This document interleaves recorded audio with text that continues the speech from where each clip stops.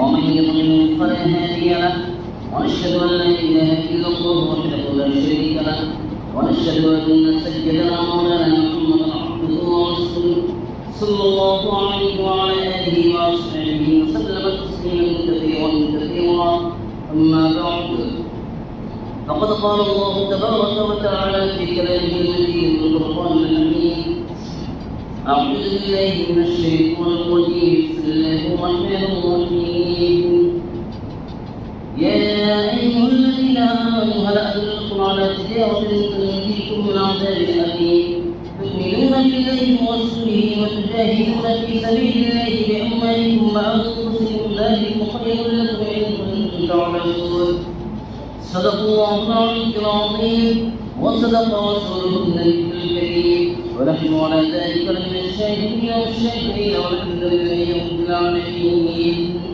رب اشرح لي صدري ويسر لي امري واحلل عقدة من لساني يفقهوا قولي ربي زدني علما ربي زدني علما ربي زدني علما. یہ سچ ہے کہ دو جہاں کے راز ہے قرآن کے اندر، یہ سچ ہے کہ دو جہاں کے راز ہے قرآن کے اندر، مگر افسوس ہے کہ وہ بندے جسنا کے اندر. کیا بات ہے کہ ابھی تک مسلمانوں کے حالات نہیں بدلے، کیا بات ہے کہ ابھی تک مسلمانوں کے حالات نہیں بدلے. شاید کہ کچھ کمی ہے ابھی ہمارے ایمان کے اندر. قابل قدر سامعین اکرام اور میرے عزیز دوستوں، میرے نوجوان ساتھی، سب سے پہلے تو ہم سب اللہ رب العزت کا شکر ادا کرتے ہیں کہ اللہ تبارک و تعالیٰ نے ہمیں اور آپ کو اجتماع کی بابرکت مجلس میں اجتماع کی نماز سے پہلے تھوڑی دیر بیٹھنے کی توفیق نصیب عطا فرمائی ہے. میرے دوستوں، اللہ تبارک و تعالیٰ نے اس جہاں کو بیکار پیدا نہیں فرمایا ہے. اس جہاں کو اللہ تبارک و تعالیٰ نے یوں ہی بیکار چیزوں کے لیے پیدا نہیں فرمایا، بلکہ اللہ نے فرمایا وَمَا خَلَقْنَا السَّمَاءَ وَالْأَرْضَ وَمَا بَيْنَهُمَا بَاطِلًا، کہ ہم نے آسمان و زمین کی تمام چیزوں کو اور ان کے درمیان کی تمام چیزوں کو ہم نے یوں ہی باطل کے لیے پیدا نہیں کیا اور بیکار چیزوں کے لیے. اور دوسری جگہ اللہ تبارک و تعالیٰ نے ارشاد فرمایا انسانوں کے لیے کہ انسان یہ گمان کرتا ہے یوں فضول کاموں کے لیے پیدا کیا گیا ہے، یوں ہی بیکار چیزوں کے لیے یوں ہی چھوڑ دیا جائے گا، اس سے پوچھ گچھ نہیں ہوگی، بلکہ اللہ تبارک و تعالیٰ کے دربار میں ہر چیز کی پوچھ ہونے والی. دوسری جگہ پھر اللہ نے ارشاد فرمایا افحسبتم انما خلقناکم عبثا وانکم الینا لا ترجعون، یہ انسان یہ گمان کرتا ہے کہ ہم فضول کاموں کے لیے پیدا کیے گئے ہیں اور ہم اللہ کے دربار میں لوٹائے نہیں جائیں گے. اللہ کے دربار میں لوٹائے نہیں جائیں گے، بلکہ اللہ کے دربار میں ہر ایک انسان کو، ہر ایک نفس کو یہاں سے کچھ کرنا ہے. انسان بننے کے اعتبار سے ہمیشہ کے لیے دکھ رہا ہے، بننے کے اعتبار سے ہمیشہ کے لیے دکھ رہا ہے کہ عالم ارواح میں تھا، عالم ارواح سے عالم مادر میں آ کر کے عالم دنیا میں چلا آیا، پھر عالم دنیا سے پھر اللہ تبارک و تعالیٰ عالم برزخ کی طرف اسے منتقل کر دے گا. عالم برزخ سے پھر اللہ تبارک و تعالیٰ منتقل کر کے عالم حشر میں کھڑا کرے گا. پھر عالم حشر سے پھر اللہ تبارک و تعالیٰ جیسے اس کے اعمال ہوں گے پھر اللہ تبارک و تعالیٰ اس کے فیصلے ویسے ہی فرمائیں گے، چاہے وہ عالم جنت میں جائے گا یا پھر عالم جہنم میں چلا جائے گا. اس لیے بننے کے اعتبار سے یہ ہمیشہ ایک بندے کو بنا دیا اللہ نے، ایک بندے کی اللہ نے تخلیق پیدا کر دی، ایک تخلیق ہو گئی. یہ مادہ معنویہ سے اللہ تبارک و تعالیٰ نے یہ تخلیق کر دی تھی، اس کے بعد پھر یہ کبھی مٹ نہیں سکتا ہے، یہ بسنے کے اعتبار سے اس دنیا سے منتقل ہو جائے گا. اسی لیے ہم کہتے ہیں کہ آج اس شخص کا انتقال ہو گیا، ہم کہتے ہیں کہ آج اس شخص کا انتقال ہو گیا. انتقال کا مطلب ایک عالم سے دوسرے عالم کی طرف منتقل ہو جانا. انتقال کا مطلب ایک عالم سے دوسرے عالم کی طرف منتقل ہو کر کے چلے جانے کو انتقال عربی میں کہتے ہیں، عربی میں انتقال کہتے ہیں. اور ہمارا یہ عقیدہ ہے کہ ہم منتقل ہو کر کے چلے جاتے ہیں ایک عالم سے دوسرے عالم کی طرف. تو اللہ تبارک و تعالیٰ نے یوں فضول اور بیکار کاموں کے لیے انسانوں کو نہیں بنایا. انسان تو ایسا تھا، انسان تو اس وقت ذکر کے بھی قابل نہیں تھا جب یہ بنایا نہیں گیا تھا. اللہ نے سورۃ الدہر کی پہلی آیت میں یہ بات کو ارشاد فرمایا هل أتى على الإنسان حين من الدهر لم يكن شيئا مذكورا. انسان پہ ایک دور ایسا بھی گزرا ہے انسان پہ ایک دور ایسا بھی گزرا ہے کہ ذکر کرنے کے بھی قابل نہیں تھا، یہ ذکر کرنے کے بھی قابل نہیں تھا۔ اللہ نے اسے پھر ایک جان سے پیدا فرمایا، ایک جان سے۔ یا ایھا الناس اتقوا ربکم الذی خلقکم من نفس واحدہ، اللہ نے تمہیں ایک جان سے پیدا فرمایا، پھر روئے زمین پہ اس کی تمام چیزوں کو اللہ نے پیدا کیا۔ روئے زمین پر انسانوں کو اللہ تبارک و تعالیٰ نے آدم کی اولاد کو پھیلا دیا، اور پھیلانے کے بعد اللہ تبارک و تعالیٰ نے اسی لیے حضرت انسان کی ذمہ داری بڑی عطا فرمائی ہے۔ حضرت انسان کی اللہ نے ذمہ داری بڑی عطا فرمائی ہے، اسی لیے ایمان والوں کی جا بجا تعریف بھی کی گئی ہے۔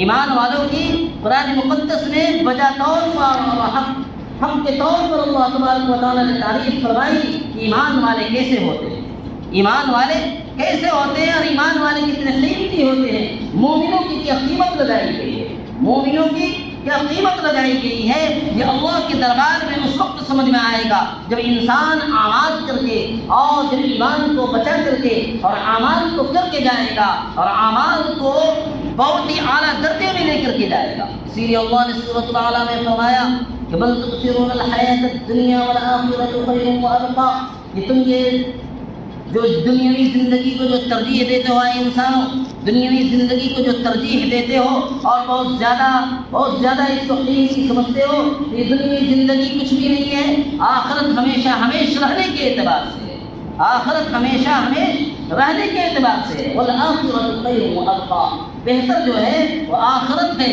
دنیا کی زندگی تو چند روزہ ہے، یہ دنیا کی زندگی تو چند روزہ ہے۔ اسی لیے علماء اکرام فرماتے ہیں، یہ حدیث پاک میں جو بات آئی ہے کہ دنیا کو تم ایسے سمجھو، تم فی الدنیا کأنک غریب، جیسے راہ چلتا ہوا مسافر ہوتا ہے۔ کل فی الدنیا کأنک غریب او عابر السبیل، کہ راہ چلتا ہوا ایک اجنبی اور مسافر ہوتا ہو، ایسے تم دنیا کو سمجھو، تب دنیا سے تم کامیاب ہو کر کے جا سکتے ہو۔ اگر دنیا کو بڑا لوگوں نے سمجھا، اور دنیا کی چمک دمک کو، اور دنیا کی چاندنی کو، اور دنیا کی لہو و لعب کو لوگوں نے اگر بڑا سمجھ لیا اور دنیا کو ترجیح دے دی، تو آخرت ہمیشہ کے لیے پھر ناپید ہو جاتی ہے، اور آخرت سے انسان پھر غافل ہو جاتا ہے، آخرت سے انسان غافل ہو جاتا ہے۔ اسی لیے مومنوں کی تعریف فرمائی گئی جا بجا، اور اس کے بعد پھر داعی حضرات کی تعریف کی گئی، داعی حضرات کی تعریف کی گئی۔ جنت میں جو نعمتیں تیار کی گئی ہیں، خاص کر کے وہ ان مومنوں کے لیے، ان ایمان والے بھائیوں کے لیے جو داعی ہوں گے، جو دین کی محنت کرنے والے ہوں گے، ان کے لیے اعلیٰ درجے اللہ تبارک و تعالیٰ نے فرمایا۔ ایک اور کا نام آئینہ ہے، آئینہ مرضیہ، وہ فرماتی ہے، وہ کہتی ہے کہ این الآمرون بالمعروف والناہون عن المنکر، کہ کہاں ہیں بھلائیوں کو پھیلانے والے، اور کہاں ہیں وہ لوگ جو برائیوں کو روکنے والے، ان کا نکاح مجھ سے کر دیا گیا ہے، ان کو تلاش کرے گی۔ این الآمرون بالمعروف والناہون عن المنکر، کہاں ہیں بھلائیوں کو پھیلانے والے۔ آج امت مسلمہ اللہ کی تعریف کرنا چھوڑ دی، اللہ کی تعریف کرنا چھوڑ دی، آج دنیا کی تعریف کرنی پڑ رہی ہے۔ آج اللہ کا بول بولنا چھوڑ دیا ہم نے، آج دنیا کا بول بولنا پڑتا ہے۔ آج ہم نے دعوت دینی چھوڑ دی تو دوسروں کی دعوتوں سے ہم متاثر ہوتے ہیں۔ اسی لیے قرآن مقدس کی سب سے پہلی سورۃ الفاتحہ، جس میں اللہ نے اپنی تعریف بیان فرمائی ہے، الحمدللہ رب العالمین سے شروع ہے، الحمدللہ رب العالمین سے سورہ شروع ہے۔ ہم کہتے ہیں الحمدللہ رب العالمین، بندہ ہر نماز کی ہر رکعت میں کہتا ہے الحمدللہ رب العالمین، تمام تعریف اللہ کے لیے جو تمام جہانوں کا پالنہار ہے، جو تمام جہانوں کا پالنہار ہے۔ تو اللہ کی طرف سے جواب ملتا ہے۔ اسی لیے نماز ایسی دولت ہے کہ نماز اللہ سے بات کرنے کا ایک مکالمہ ہے، نماز اللہ سے بات کرنے کا ایک مکالمہ ہے، بات کرنے کا ایک ذریعہ ہے۔ حضرت علی رضی اللہ عنہ کا فرمان ہے، حضرت علی رضی اللہ عنہ فرماتے ہیں، جب میرا دل چاہتا ہے کہ میں اللہ سے بات کروں، جب میرا دل چاہتا ہے کہ میں اللہ سے بات کروں تو میں نماز کی نیت باندھ دیتا ہوں۔ جب میرا دل چاہتا ہے کہ میں اللہ سے بات کروں تو میں نماز کی نیت باندھ کر کے میں اللہ سے بات کروں، راز و نیاز کی باتیں شروع کر دیتا ہوں۔ لیکن جب میرا دل یہ چاہتا ہے کہ اللہ مجھ سے بات کرے، جب میرا دل یہ چاہتا ہے کہ اللہ مجھ سے بات کرے تو میں کلام اللہ شریف کی تلاوت شروع کر دیتا ہوں، کلام اللہ شریف کی تلاوت شروع کر دیتا ہوں۔ اللہ کے کلام بذات خود اترا ہے، اللہ کا کلام جو اللہ کی زبان سے اترا ہے اور اللہ کی طرف سے اترا ہے لوح محفوظ سے. اسی لیے قرآن کو ادب سے نام لینا چاہیے. قرآن مجید کا صرف قرآن کہنا یہ بے ادبی ہے, صرف قرآن کہنا بھی یہ بے ادبی ہے. اللہ تبارک و تعالیٰ جہاں بھی نام لیا ہے تو کہتا ہے انہ لقرآن کریم, انہ لقرآن کریم. دوسری جگہ اللہ فرماتا ہے بل هو قرآن مجید. یہ قرآن مجید ہے, یہ قرآن کریم ہے, یہ قرآن مقدس ہے. اسی لیے قرآن اللہ کا کلام ہے. جب میرا دل یہ چاہتا ہے تو اللہ مجھ سے بات کرے تو میں اللہ شریف کی تلاوت شروع کر دیتا ہوں. یہ حضرت علی المرتضیٰ رضی اللہ عنہ فرماتے ہیں. تو اسی لیے نماز جو ہے اللہ سے راز و نیاز کرنے کی باتیں کرنے کا ایک ذریعہ ہے. الحمدللہ رب العالمین جب ہم کہتے ہیں تو بندے کے جواب میں اللہ تبارک و تعالیٰ فرماتا ہے حمدنی عبدی, میرے بندے نے میری تعریف فرمائی, میرے بندے نے میری تعریف کی ہے. جب بندہ کہتا ہے الرحمن الرحیم تو اللہ تبارک و تعالیٰ فرماتا ہے کہ وہ بڑا رحمان ہے اور بڑا رحم کرنے والا ہے. جب یہ بندہ کہتا ہے تو اللہ تبارک و تعالیٰ کی طرف سے ندا یہ جواب آتی ہے اثنا علی عبدی, اثنا علی عبدی, میرے بندے نے میری ثنا بیان کی. اثنا علی عبدی, کہ میرے بندے نے میری ثنا اور تعریف بیان کی. جب بندہ کہتا ہے میں یوم الدین, جو روز جزا کا قیامت کے دن کا مالک ہے, تو اللہ تبارک و تعالیٰ کی طرف سے یہ ندا یہ جواب ملتا ہے مجدنی عبدی, میرے بندے نے میری بزرگی بیان کی, میرے بندے نے میری بزرگی بیان کی. جب بندہ کہتا ہے ایاک نعبد و ایاک نستعین, اے اللہ ہم تیری عبادت کرتے ہیں اور تجھی سے مدد طلب کرتے ہیں, تو اللہ تبارک و تعالیٰ فرماتے ہیں ھذا بینی و بین عبدی, یہ میرے اور میرے بندے کے درمیان کا معاملہ ہے, یہ میرے اور میرے بندے کے درمیان کا معاملہ ہے. بندہ میری تعریف کر رہا ہے, بندہ میری عبادت کر رہا ہے, اللہ کی طرف سے حکم ہوتا ہے آؤ بندہ. اگر کوئی اللہ کا بندہ اگر اللہ کی طرف ایک ہاتھ متوجہ ہوتا ہے تو اللہ کی رحمت 10 ہاتھ متوجہ ہوتی ہے. بندہ چل کر کے آتا ہے تو اللہ کی رحمت دوڑ کر کے متوجہ ہوتی ہے, اللہ کی رحمت دوڑ کر کے متوجہ ہوتی ہے. اللہ تو فرماتے ہیں کہ اے بندہ میری طرف آ کر تو دیکھ, میری طرف آ کر کے تو دیکھ, متوجہ نہ ہو تو کہنا, میری راہ میں چل کر کے تو دیکھ, راہ نہ کھول دوں تو کہنا, میری راہ میں چل کر کے تو دیکھ, راہ نہ کھول دوں تو کہنا, میرے راستے میں تو لٹ کر کے تو دیکھ, تو تیرے لیے میں خزانے نہ لٹا دوں تو کہنا, تیرے لیے خزانے نہ لٹا دوں تو کہنا. یہ اللہ تبارک تعالیٰ اپنے بندوں سے فرما رہا ہے, اپنے بندوں سے فرما رہا ہے. اسی لیے سب کچھ اللہ کے, سب کچھ میری زندگی, میرا جینا, میرا مرنا, میری قربانی, میری زندگی, میری موت, ہر کچھ اللہ کے لیے. ان صلاتی و نسکی و محیایا و مماتی للہ رب العالمین, کہ بے شک میری نماز, میرا جینا, میرا مرنا, میرا قربانی, سب کچھ کی سب کچھ میری اللہ کے رب العالمین کے لیے ہے. اس لیے اللہ رب العالمین کے لیے اپنے آپ کو پیش کرتے ہیں. آج دیکھ لیجئے ایک ریڑھی والا گلے سڑے پھل کو بھی اگر چلا کر کے بیچتا ہے, صبح سے لے کر کے شام تک آواز لگاتا ہے, تو اس کے پھل اور اس کے سامان بھی بک جاتے ہیں, اس کے پھل اور اس کے تمام سامان بھی بک جاتے ہیں, جو چیز بھی بیچنا چاہتا ہے. اگر ہم اللہ کے لیے آواز لگانے والے بن جائے, اللہ کی کلمے کی دعوت دینے والے بن جائے, لا الہ الا اللہ کا تعارف کرنے والے بن جائے, اللہ کے حکم کی تعارف اور اللہ کی عبادت کا تعارف کرنے والے بن جائے, تو اللہ ہمیں یوں ہی بے یار مددگار اور محتاج نہیں چھوڑے گا. اللہ یوں ہی بے یار مددگار اور محتاج نہیں چھوڑے گا. حضرت محمد بن قاسم رحمۃ اللہ علیہ 17 سال کی عمر میں یہ نوجوان یا عرب شہزادہ یہ نکل کر کے محمد بن قاسم رحمۃ اللہ علیہ یہ نکلتے ہیں اور آتے سندھ کے علاقے میں.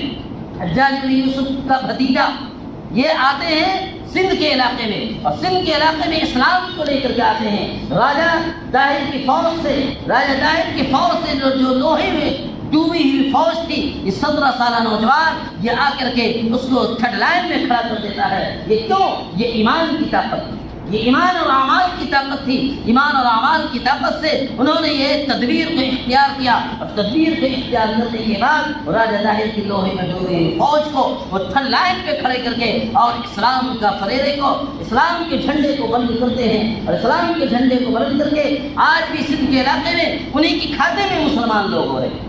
انہیں کی کھاتے میں آج بھی ملتان سے لے کر کے سندھ تک جتنے بھی لوگ اسلام میں داخل ہوں گے ان کے نام اعمال میں درج ہوتا جائے گا. محمد بن قاسم رحمۃ اللہ علیہ کے اعمال لابے میں ان کی یہ قربانی رہی, تو صحابہ کرام نے یہ قربانیاں لے کر کے صحابہ کرام اور ہمارے اسلاف اور بزرگان دین یہ قربانیاں دے کر کے ہمیں یہ سبق چھوڑ کر کے گئے اور ہمیں یہ سبق سکھا کر کے گئے کہ بغیر قربانی کے دین وجود میں نہیں آ سکتا، بغیر قربانی کے دین وجود میں نہیں آ سکتا ہے۔ آرام طلبی سے تو کفر ہی پھیلتا ہے، آرام طلبی سے صرف کفر پھیلتا ہے۔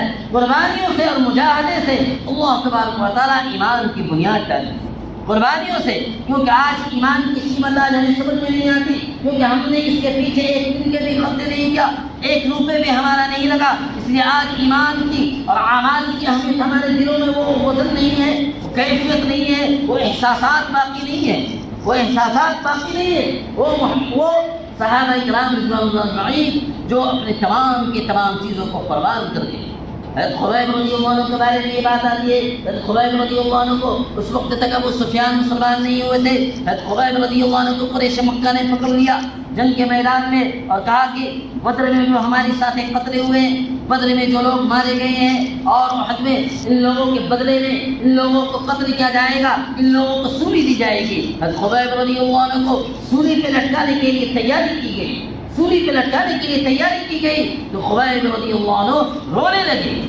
خبیب رضی اللہ عنہ رونے لگے تو ابو سفیان کہتا لگتا ہے کہ یہ اپنے نبی کا دین چھوڑ کر کے ہمارے دین سے آنا چاہتا ہے، یہ اپنے نبی کے دین کو چھوڑ کر کے ہمارے دین پہ آنا چاہتا، لگتا ہے کہ اس کے اندر خوف طاری ہو گئی۔ تو حضرت خبیب رضی اللہ عنہ فرماتے ہیں کہ اے سفیان، اے وہ سفیان، تم دھوکے میں مت پڑنا، تم دھوکے میں مت پڑنا، تم مجھے سولی پہ لٹکا دو یا زہر دے دو یا زندہ جلا دو، مجھے آنچ آ جائے لیکن میرے نبی کے دین پہ آنچ آئے یہ کبھی مجھے برداشت نہیں ہو سکتا۔ اور تم سمجھ رہے ہو کہ میں رو رہا ہوں، میں زندگی کے خوف سے نہیں بلکہ میں دوزخ کے خوف سے رو رہا ہوں، میں دوزخ کے خوف سے رو رہا ہوں کہ کہیں مجھے جہنم کے آگ میں نہ ڈالا جائے، اسی لیے میں اللہ کے ڈر سے اور جہنم کے خوف سے رو رہا ہوں۔ تو حضرت سفیان کہتے ہیں میں نے کبھی بھی ایسے لوگوں کو نہیں دیکھا جو محمد صلی اللہ علیہ وسلم پہ جان لٹانے والے اور جان دینے والے جو ساتھی ہوتے تھے، اتنی قربانی کے ساتھ چلتے ہیں، میں نے کبھی ایسے لوگوں کو نہیں دیکھا۔ تو میرے دوستو، حضرت خبیب رضی اللہ عنہ کو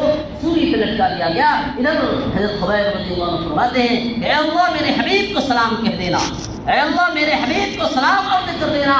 جبریل امین فوراً تشریف لے آتے ہیں وحی لے کر کے اور کہتے ہیں کہ اے اللہ کے حبیب، اے اللہ کے محبوب محمد صلی اللہ علیہ وسلم کو کہ خبیب رضی اللہ عنہ کو قریش مکہ نے سولی پہ لٹکا کر کے شہید کر دیا ہے۔ خبیب رضی اللہ عنہ سلام پیش کر رہے ہیں، خبیب رضی اللہ عنہ سلام پیش کر رہے ہیں۔ یہ ان کی قربانیاں تھی، یہ ان کی قربانیاں تھی۔ حضرت ابو بکر رضی اللہ عنہ کے بیٹے عبداللہ ابن ابی بکر رضی اللہ عنہ انہوں نے ایسی خوبصورت شاعرہ سے حضرت عاتکہ رضی اللہ عنہ سے شادی کی تھی کہ ایسی کہ جب وہ جہاد فی سبیل اللہ میں شادی کے بعد جانا چھوڑ دیے تو حضرت ابو بکر صدیق رضی اللہ عنہ جیسے جلیل القدر صحابی وہ کہتے ہیں کہ اے عبداللہ تم اب اپنی بیوی کو طلاق دے، تم یہ راستے میں اللہ کے راستے میں جہاد فی سبیل اللہ کی رکاوٹ بن رہی ہے، تم اللہ کے لیے تم طلاق دے دو ابھی کچھ دنوں کے۔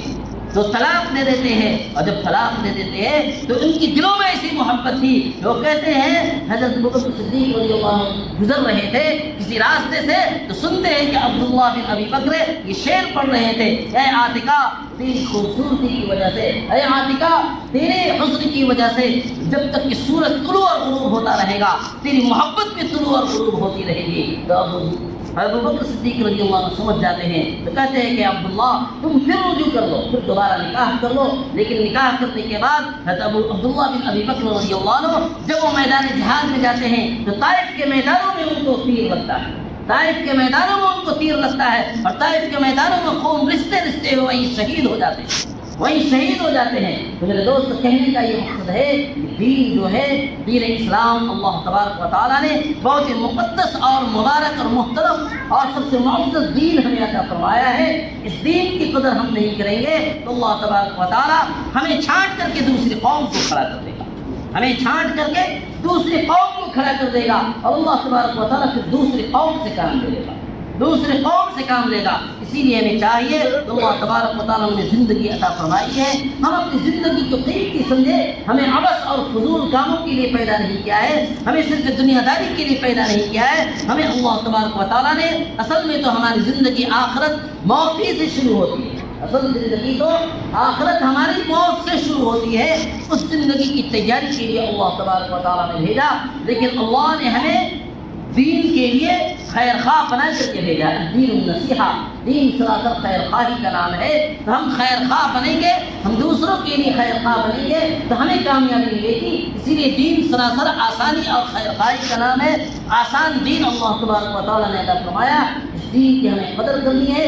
دین اسلام پہ ہمیں خود مر مٹنا ہے، خود عمل کرنا ہے اور لوگوں کو عمل کے لیے ابھارنے کی کوشش کرنی ہے. تب ہمیں جا کر کی کامیابی ملے گی. کیونکہ ختم نبوت کے صدقے طفیل میں اللہ نے دعوت اور عبادت دونوں کاموں کو جمع کر دیا ہے، دونوں کاموں کو مستمع کر دیا ہے. دونوں کاموں کو ہمیں کرنا ہے. دونوں کام کریں گے تو اللہ تبارک و تعالیٰ کی طرف سے جو اللہ نے خیر امت کا وصف مدح فرمایا، تعریف کا القاب عطا فرمائے، وہ لقب رہے گا، ورنہ وہ لقب چھین لیا جائے گا اور اللہ پھر دوسری قوم کو کھڑا کر دے گا. تو اللہ تبارک و تعالیٰ سے یہ دعا کرنی ہے. تو اللہ تبارک و تعالیٰ صرف جمعہ کے لیے دین نہیں دیا کہ جمعہ کے روز مسجد میں اکٹھے لوگ ہو جائیں اور جمعہ کے دن نماز پڑھ لے تو 4-8 رکعت اور پھر ہماری چھٹی ہو جائے، پھر 5 وقتہ نماز کے لیے ہمارے پاس وقت نہ ہو، دین کے لیے قربانی دینے کے لیے ہمارے پاس وقت نہ ہو، دین سیکھنے کے لیے، قرآن سیکھنے کے لیے ہمارے پاس وقت نہ ہو، نماز سیکھنے کے لیے ہمارے پاس وقت نہ ہو. یہ چیزیں ہمارے پاس اگر نہیں ہوگی تو پھر اللہ تبارک و تعالیٰ کی طرف سے ہم کامیاب نہیں ہوں. آج ہم کھڑے ہو کر کے اتنی مشقت سے اپنے دکانوں کو، اپنے مکانوں کو، اپنے کاروبار کو، سب کچھ کو چھوڑ کر کے اللہ کے گھر میں آتے ہیں. لیکن دین کی محنت، دعوت کی محنت، کلمے کی محنت سے جب ہم نے جی چھڑایا تو آج گھر میں اللہ کے گھر میں آ کر کے نماز کی نیت کو باندھ کر کے بھی پھر بھی لوگ دنیا کے منصوبے بنا رہے ہوتے ہیں، دنیا کے کاروبار کو سوچ رہے ہوتے ہیں. اللہ سے راز و نیاز کی باتیں کرنے کے بجائے اللہ کے سامنے کھڑے ہو کر کے دنیا کے منصوبے آج دنیا والے اور آج سوچ رہی ہوتی ہے. اس لیے ہمیں چاہیے کہ یہ کلمے کی محنت سے جینا چرائیں. دین کی محنت سے دین سیکھیں گے، دین میں کمال اور ایمان میں کمال پیدا ہوگا تو ہمارے اعمال میں بڑھوتری ہوگی اور اعمال میں جان پیدا ہوگا. جب اعمال میں جان پیدا ہوگا پھر اللہ کی مدد شامل حال ہوگی. اللہ تبارک و تعالیٰ سے یہ دعا کرے اللہ تبارک و تعالیٰ ان باتوں پہ عمل کی توفیق نصیب عطا فرمائے.